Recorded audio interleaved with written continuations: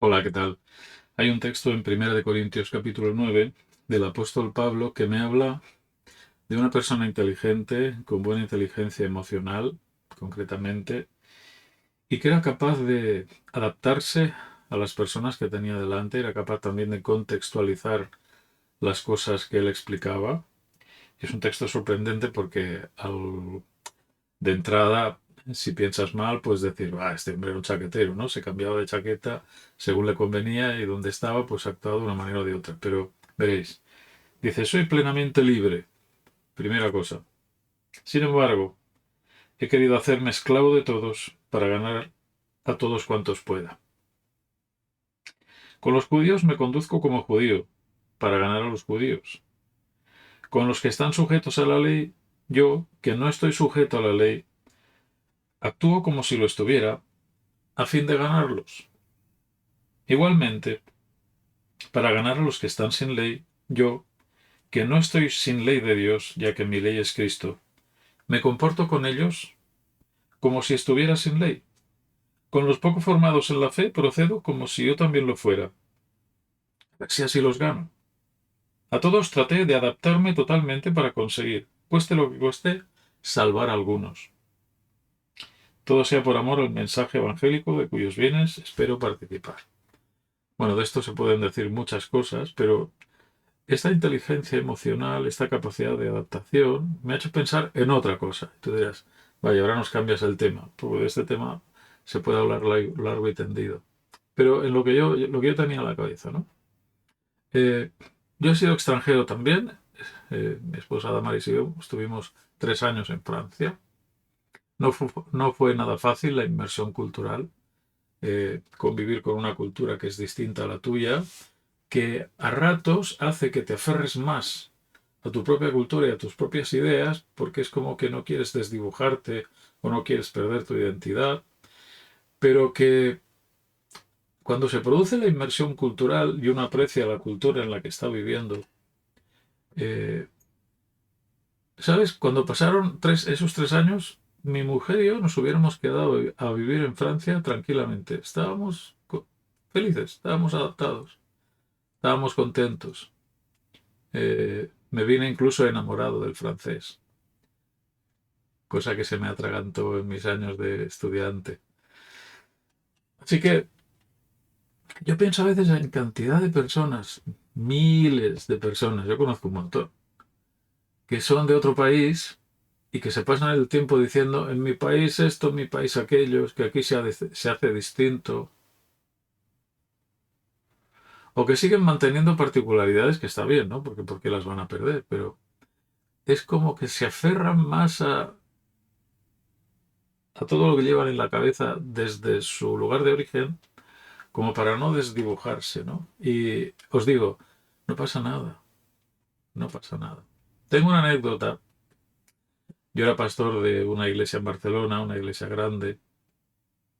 No viene el cuento decir qué iglesia era, pero los que conocen sabrán enseguida. Y allí se predicaba, un sábado al mes se predicaba en catalán. Eh, Esto va a hacer que los que me escucháis ahora, si no sois de aquí, e incluso para los de aquí es difícil de entender, pues cueste un poco. Pero veréis, por ejemplo, yo os cuento. Eh, yo soy Yo nací en Barcelona, me crié en Barcelona. Barcelona forma parte de una comunidad autónoma que se llama Cataluña y allí se habla el catalán. El catalán es una lengua, no es un dialecto del castellano, es una lengua propia, como lo puede ser el vasco, por ejemplo. Eh, Sin ir más lejos, puedo poner otros ejemplos. Mi lengua materna es el catalán. ¿Por qué? Pues la lengua materna es la que los niños aprenden en primera instancia de su propia madre, ¿no? Por eso le llaman la lengua materna. Yo pienso en catalán. Mi cerebro está ya pues muy acostumbrado, como los que sois bilingües, a manejar dos lenguas, a hablar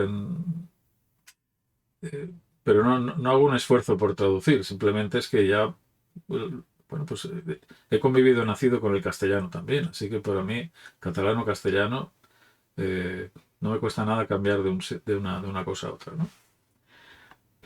Eh, bueno, Digo esto porque tenéis que entender que en Cataluña la lengua oficial es el catalán, mal que les pese a algunos.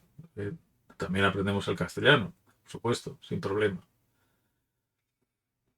Pero, bueno, pues me diréis vosotros, si estáis residiendo en otro país y, por ejemplo, habláis español, si vais a un lugar donde se habla español, os sentís como en casa, que sí.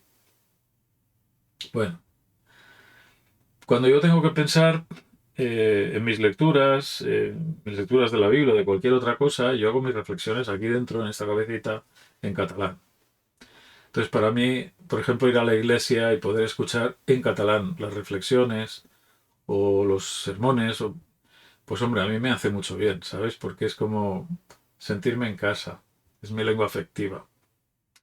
Bueno, eh, España tiene un historial muy largo, sobre todo en el tiempo de la dictadura, donde ciertas cosas se ven mal, se persigue a la gente, se la encarcela o incluso pierden la vida, ¿vale? Entonces, los que defendían el catalán y los que defendían el uso del catalán, pues no tenéis más que mirar la historia. No quiero decir nada que no podáis consultar para que nadie diga, oh, está exagerando, ¿vale? El catalán ha sufrido mucho en España, como otros colectivos también, por una cuestión de lengua y cultura.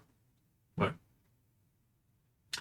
en esa iglesia donde yo pastoreaba se hablaba o se sermoneaba, se daba el sermón una vez al mes en catalán. A veces había alguno más.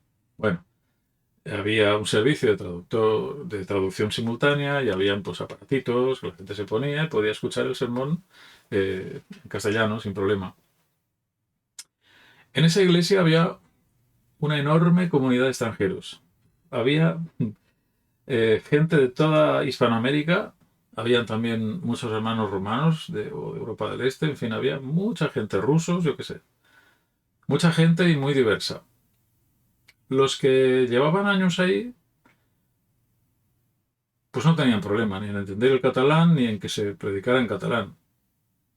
Solían tenerlo las visitas que no entendían y recuerdo una vez una anécdota, un sábado por la tarde, estábamos después de una actividad relajados y entonces, aquí viene el asunto, eh, una- unas personas que acababan de llegar de un país concreto, da igual cuál fuera, me dijeron, oiga, pastor, pero teniendo una lengua oficial en España, que es el castellano, ¿por qué tenemos que escuchar aquí sermones en catalán? Y entonces empezaron a decir cosas un poco... eh, yo pensé, bueno, madre mía, qué paciencia. A ver cómo les explico yo toda la historia que tenemos con este asunto.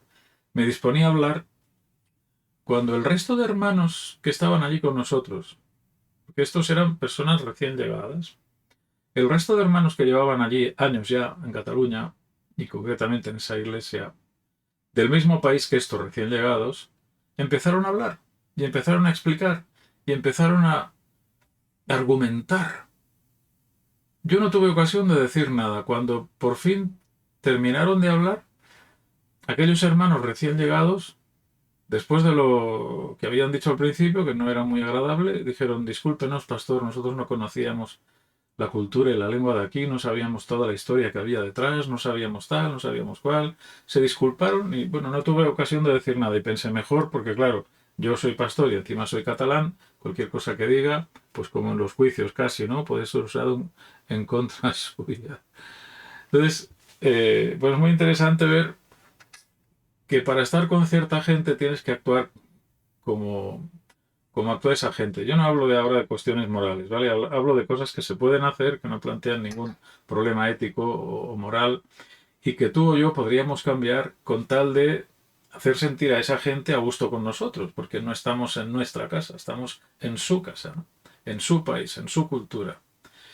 Para mí es una buena señal cuando una persona extranjera, yo ya viví ese proceso, como os he contado, pues puede sentirse integrada, respetando las particularidades y la idiosincrasia propia del país en el que está pues viviendo, trabajando, etcétera, ¿no? Para mí es muy saludable esa señal de respeto y esa convivencia. A lo largo de los años en España, que llevamos mucho camino recorrido en esto, pues yo veo que esto se ha ido superando. Todas esas personas que un día fueron extranjeras han tenido hijos aquí, que hoy son más españoles que el chotis, ¿no? O sea que es muy gracioso ver, pues incluso que algunos extranjeros, yo conozco, tengo amigos rumanos y muchos hermanos en la iglesia que dicen, aquí la gente sigue viéndome como rumano, ¿no? Porque tengo pues esos tics y esas cosas, pero cuando voy a mi país se ríen de mí porque no me identifican. No, no, dicen, tú rumano, bah, tú no tienes nada de rumano, ¿no? Bueno, son ejemplos.